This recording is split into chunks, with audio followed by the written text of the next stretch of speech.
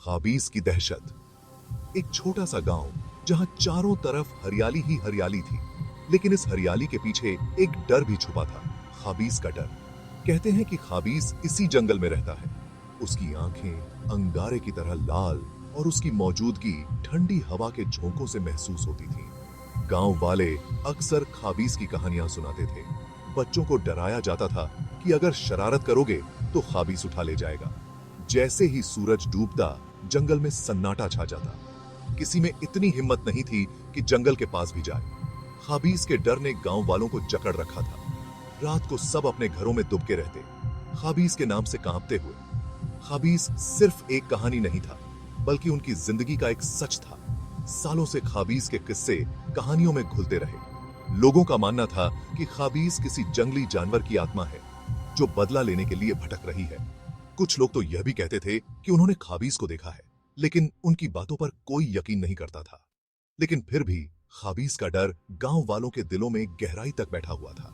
यह डर उनकी हर बात में, हर फैसले में दिखता था। जंगल जो कभी उनके लिए जीवन का आधार था, अब मौत का कुआं बन चुका था। ये अपनी मुद का था दे।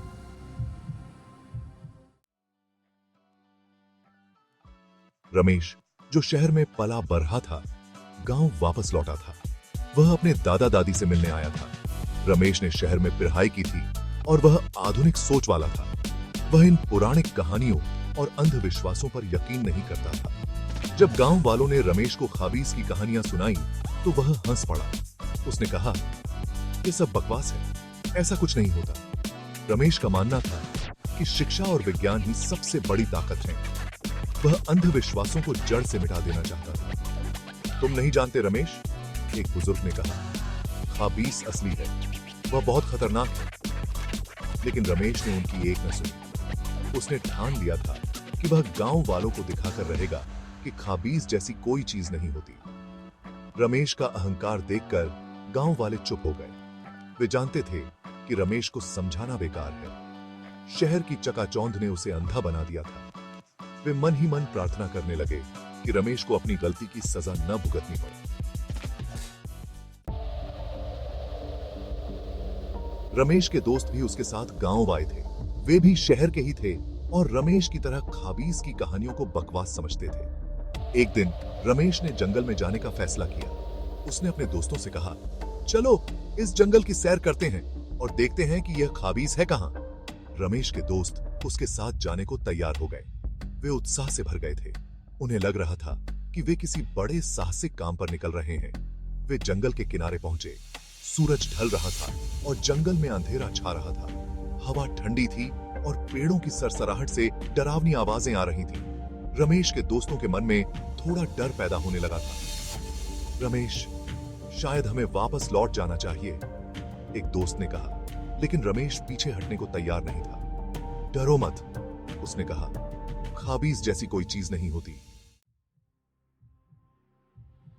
जैसे जैसे अंधेरा बढ़ता गया, जंगल और भी डरावना होता गया। पेड़ों की छायाएं लंबी होती जा रही थीं और हवा में एक अजीब सी खरोंच थी। रमेश और उसके दोस्त जंगल के अंदर तक चले गए थे। अचानक उन्हें एक अजीब सी आवाज सुनाई दी। यह किसी जानवर की आवाज लग रही थी, लेकिन यह ऐसी आवाज नहीं थी जैसी उन्होंने पहले कभी सुनी थी। डर के मारे उनके रोंगटे खड़े हो गए। वह क्या था? एक दोस्त ने कांपते हुए पूछा। कुछ नहीं, रमेश ने जवाब दिया, लेकिन उसकी आवाज में भी अब डर साफ झलक रहा था। वह समझ गया था कि यहां कुछ तो गड़बड़ है। अचानक उन्हें पेड़ों के पीछे से दो चमकती हुई आंखें दिखाई दीं। आंखें लाल थीं, जैसे जलते हुए अंगारे। खाबीज! रमेश और उसके दोस्तों के दिमाग में एक ही नाम कौंधा। वे समझ गए थे कि यह वही प्राणी है जिसके बारे में गांव वाले बताते थे। खाबीज धीरे धीरे उनकी तरफ बढ़ा रहा था। उसकी आंखें अंधेरे में चमक रही थीं। डर के मारे रमेश के दोस्त इधर उधर भागने लगे। भागो, भागो! एक दोस्त चिल्लाया, लेकिन रमेश वहीं जड़ की तरह खड़ा था। वह डर के मारे हिल भी नहीं पा रहा था। खाबीज ने एक जोरदार दहाड़ लगाई और रमेश पर झपटा। रमेश चीख भी नहीं सका। खाबीज ने अपने नुकीले पंजों से रमेश पर वार किया और उसे घसीटता हुआ जंगल में ले गया।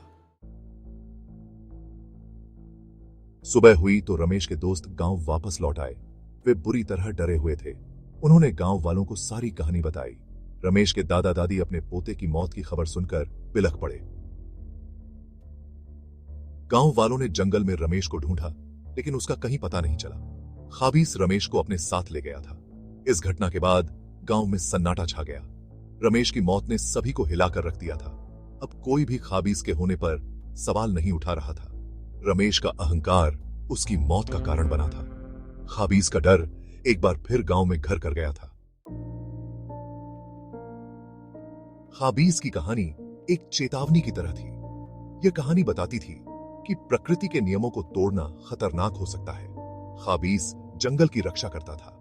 जो भी जंगल का अनादर करता, उसे खाबीस से सजा मिलती।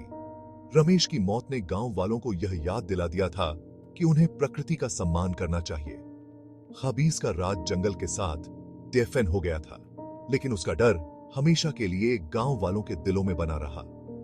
खाबीस की कहानी पीढ़ी दर पीढ़ी चलती रही, जो लोगों को प्रकृति के प्रति विनम्र रहने की सीख देती रही।